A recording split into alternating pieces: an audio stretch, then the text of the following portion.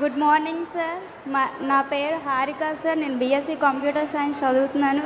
మా సిస్టర్ పేరు అఖిల sir. BSc computer science చదువుతుంది, సెకండ్ ఇయర్. మా పేరెంట్స్ ఇద్దరు చనిపోయారు సార్. మా అమ్మ ఆశా వర్కర్గా చేసేవారు, చనిపోయారు. ఇప్పుడు మమ్మల్ని మా బాబాయ్ వాళ్ళు తాతయ్య వాళ్ళు చూసుకుంటున్నారు. మా గవర్నమెంట్ నుంచి ఎలాంటి స్కీమ్స్ కానీ ఏం రాలేదు. మాకు ఉపాధి హామీ కల్పిస్తారని ఇక్కడికి వచ్చాము సార్. PC4 అనే సిస్టర్ రామ్మ, హారిక సిస్టర్. సీఎం గారు పిలుస్తున్నారు రామ్మ. రా తల్లి.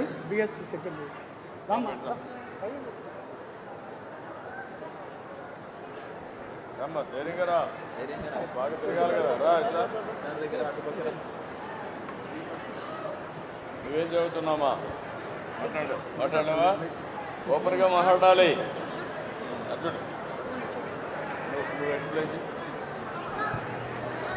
వర్మ గారు. ధన్యవాదాలు సార్. నేను బేసిక్గా వ్యవసాయదారుణ్ణి, సోషల్ వర్కర్గా కూడా పనిచేస్తున్నాను. ఈ P4 ప్రోగ్రాం వచ్చినప్పుడు మాకు కాన్స్టిట్యున్సీ నుంచి P4 టీం వచ్చి ఈ కాన్సెప్ట్ని నాకు వివరించినప్పుడు విద్యా ఉద్యోగ ఉపాధి అవకాశాలని అవకాశం ఉన్నోళ్ళు అవకాశం లేని వాళ్ళ కోసం మనం ఎంతో కొంత సాయం చేయాలి సమాజానికని వాళ్ళు చెప్పిన కాన్సెప్ట్ నాకు నచ్చి మన అధినాయకుడు చంద్రబాబు నాయుడు గారు ఏది ఆలోచించినా ఏం చేసినా భవిష్యత్తు తరాలకి ఎలాగ మేలు చేయాలనే ఎప్పుడూ ఆయన కాన్సెప్ట్ ఉంటుంది. అది కనెక్ట్ అయింది నాకు. అప్పుడు మా గ్రామంలో నేను ఒక ఇద్దరిని అడాప్ట్ చేసుకొని ఒకళ్ళు బీఎస్సీ చదివిస్తున్నాను, ఒకళ్ళు హ్యాండిక్యాప్డ్కి విద్యపరంగా వాళ్ళ అబ్బాయికి ఆవిడకి అతనికి వైద్యపరంగా సాయం చేసి చాలా సంతృప్తి పొందాను సార్. P4 టీం మళ్ళీ వచ్చినప్పుడు ఊరికి గ్రామానికి ఏదో చేయాలని అన్నప్పుడు ఒక 5 లక్షల కాన్సెప్ట్తో ఎకో పార్క్ని నిర్మించడం కోసం గ్రామం చుట్టూ గ్రామంకి దగ్గరలో ఉన్న కోనేరుని డెవలప్ చేయడం కోసం ఒక ప్రాజెక్ట్ రిపోర్ట్ తయారు చేశాను సార్. ఈ తయారు చేయడంలో మాకు సహకరించిన P4 టీము, అదేవిధంగా కళా వెంకటరావు గారు, మా ఎంపీ గారు, మా ఎమ్మెల్యే గారు నిరంతరం మాకు ప్రోత్సహించి మంచి పనులు చేయండి, మిమ్మల్ని గుర్తిస్తామని చెప్పడంతో మేము ముందుకెళ్ళాం సార్. ఆ తర్వాత ఈ కార్యక్రమం వచ్చినప్పుడు తమరు ఇక్కడికి రావడం నిజంగా చీపురుపల్లి ప్రజలు మేము చేసుకున్న అదృష్టం సార్. నిజంగా గర్విస్తున్నాం మీకు.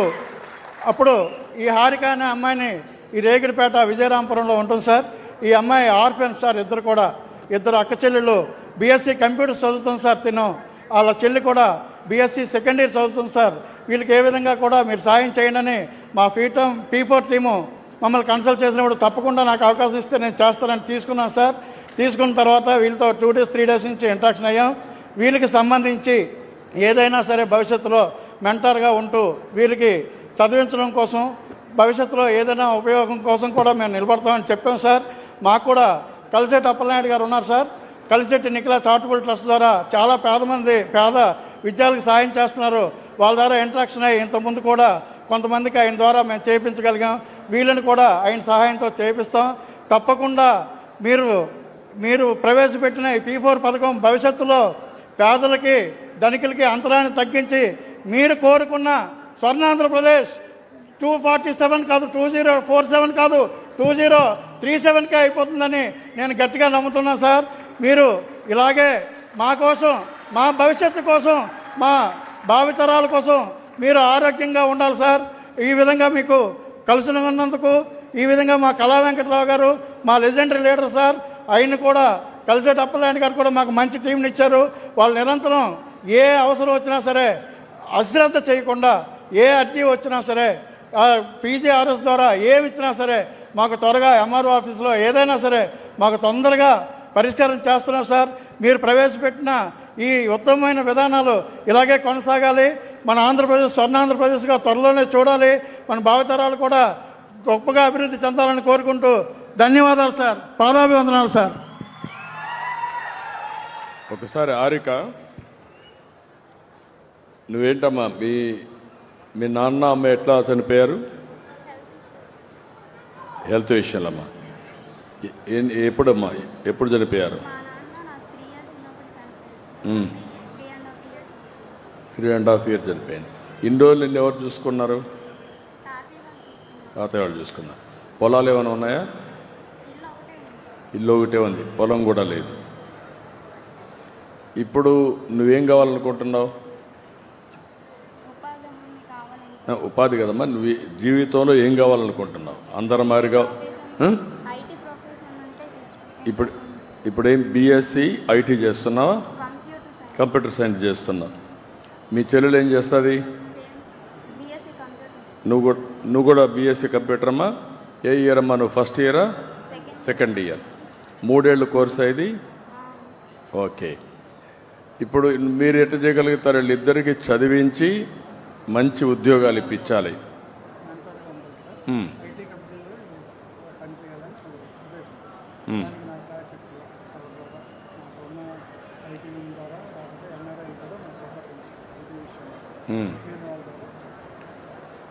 ఓకే.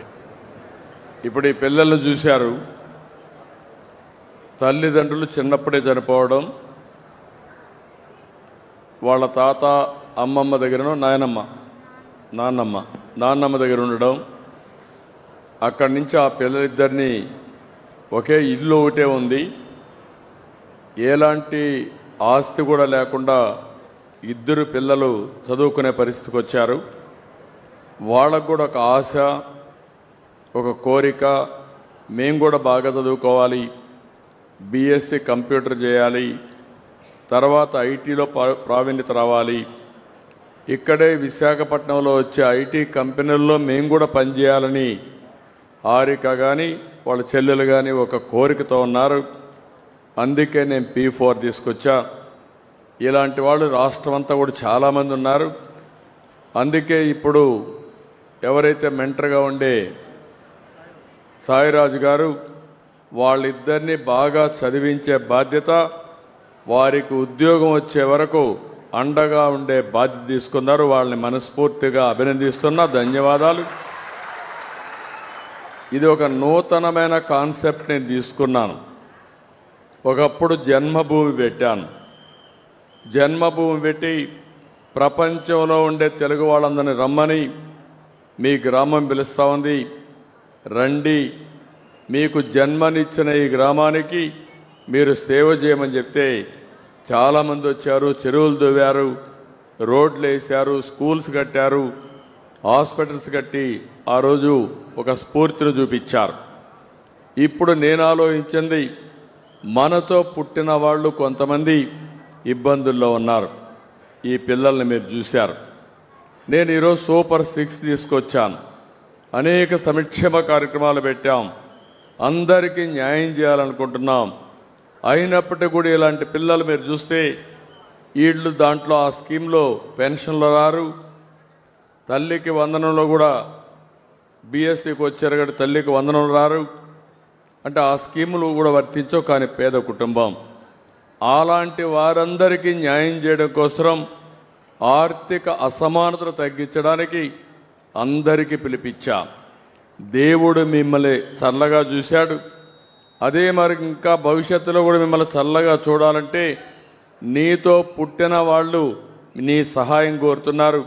అలాంటి వారికి అండగా ఉండాలని పిలిపిస్తే 10 లక్షల కుటుంబాలని 1 లక్ష మంది దత్తత తీసుకుని మేము అండగా ఉంటామని ముందుకొచ్చారు. దీనికి మనస్ఫూర్తిగా అభినందిస్తున్నా, ధన్యవాదాలు తెలియజేసుకుంటున్నా. ఆ కాన్సెప్ట్లో కూడా మీరు ఆలోచించాల్సింది, 20% సమాజంలో అట్టడుగునున్నారు. 10% సమాజంలో పైకి వచ్చారు. ఒక్కొక్కరు ఒకరికి కానీ ఇద్దరికి కానీ ఇంకా ఎక్కువ మందికి సహాయం చేయగలిగితే, వాళ్ళు కూడా బాగా చదువుకుంటే ప్రయోజకులైతే వాళ్ళు కూడా రేపు మార్గదర్శులు అయిపోయి వాళ్ళు 10 కుటుంబాలకు సహాయం చేసే పరిస్థితి వస్తుంది. నేను ఇది ఒక వినూత్నమైన కార్యక్రమం తీసుకున్నా. ఇంతవరకు భారతదేశంలో ఒకప్పుడు మీరు చూస్తే రోడ్లన్నీ PPP మోడల్లో వేస్తాం. ఎయిర్పోర్ట్లు కడుతున్నాం. ఇప్పుడు భోగాపురం ఎయిర్పోర్ట్ వస్తూ ఉంది. మనం భూమి ఇచ్చాం. GMR వచ్చి ఈ ప్రాంతం వ్యక్తి వచ్చి ఆయన మొత్తం అక్కడ ఎయిర్పోర్ట్ కట్టే పరిస్థితికి వచ్చాడు, లోన్ తీసుకొచ్చి. అంటే దానివల్ల ఆయనకు ఆదాయం వస్తుంది, లోన్ రీపే చేస్తాడు. నేను ఇప్పుడు ఆలోచించింది, మీరు బాగుపడ్డారు, మీ బాధ్యత కూడా ఉంది. నీ శక్తిని బట్టి ఒక 500-1000 కుటుంబాలు తీసుకుని వాళ్ళని కూడా అన్ని విధాలా పైకి తీసుకొచ్చే బాధ్యత వాళ్ళు తీసుకోవాలని చెప్పి కోరాను. ఇది జరిగితే చరిత్ర తిరగరాసే చరిత్ర తెలుగుదేశం పార్టీకి వస్తుంది, ఎన్డీఏకి వస్తుందని చెప్పి కూడా నేను మీకు తెలియజేస్తున్నా. ఇది ఒక వినూత్నమైన కార్యక్రమం. ఆ పిల్లలకు దారి తెలియదు. వాళ్ళ అమ్మ నాన్న వాళ్ళ తాత నాన్నమ్మ ఉన్నారు, కానీ వాళ్ళకు కూడా ఏం తెలియదు ఆ వయసులో. ఎవరో తెలిసిన వ్యక్తి బాగా చదువుకోమని, అదే మరిగా ఈరోజు కళా వెంకటరావుతోనో ఇలాంటి పరిచయాలు ఉంటాయి, ఆ పరిచయం పెట్టుకొని అదే మరి మా కలెక్టర్ కూడా పనిచేస్తాడు, ఉద్యోగం ఇప్పించగలిగితే ఈ పిల్లల జీవితాలు బాగుపడమే కాకుండా ఇంకొక 10 మందికి సహాయం చేసే శక్తి సామర్థ్యం ఈ పిల్లలకు రావాలనేది నా ప్రగాఢ ఆకాంక్ష. అందుకే ఇప్పుడు ఈ కార్యక్రమాన్ని మనస్ఫూర్తిగా స్వాగతం పలుకుతూ మరొకసారి ఇద్దరికి కూడా అమ్మా నాన్న లేదు, ఒక ఇల్లు మాత్రం ఉంది, ఇద్దరికి ఒక పని చేస్తాను. ఎందుకంటే మళ్ళా ఆయన సహాయం చేసి జీవితంలో స్థిరపడినా కొద్దిగా వెసులుబాటు ఉండాలని ఒక్కొక్కరికి 3 లక్షల రూపాయలు ఫిక్స్డ్ డిపాజిట్ వేసి రేపు ఏదైనా అవసరమైతే జీవితంలో స్థిరపడడానికి ఆ డబ్బులు ఉపయోగించుకున్నట్టుగా ఇద్దరి పిల్లలకు అండగా ఉంటానని చెప్పి మీ అందరికీ తెలియజేస్తున్నా. Thank you. ఓకే అమ్మా, బాగా చదువుకుంటావా? మీ చెల్లెలు కూడా బాగా చెప్తావా? చెప్పు, అందరికీ చెప్పు, అందరికీ ఒక మాట చెప్పు. నువ్వు నేను బాగా పైకి వస్తానని చెప్పు. నీవు ఈ ఊరిలో ఉంటాగా నిన్ను చూస్తారు వాళ్ళు రేపటి నుంచి. నీలో ఒక సంకల్పం రావాలి, ఒక పట్టుదల రావాలి. నువ్వు మీ చెల్లెల కంటే పెద్దదానైనప్పుడు బాధ్యత తీసుకోవాలి.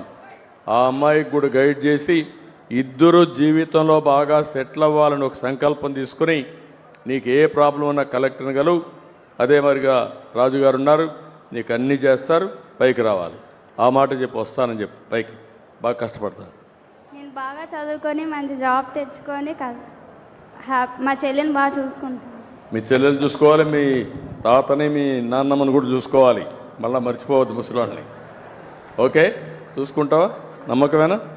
ఓకే అమ్మా, good. I wish all the best. May God bless you. ధన్యవాదాలు సార్. ధన్యవాదాలు సార్. మా P4 టీంకి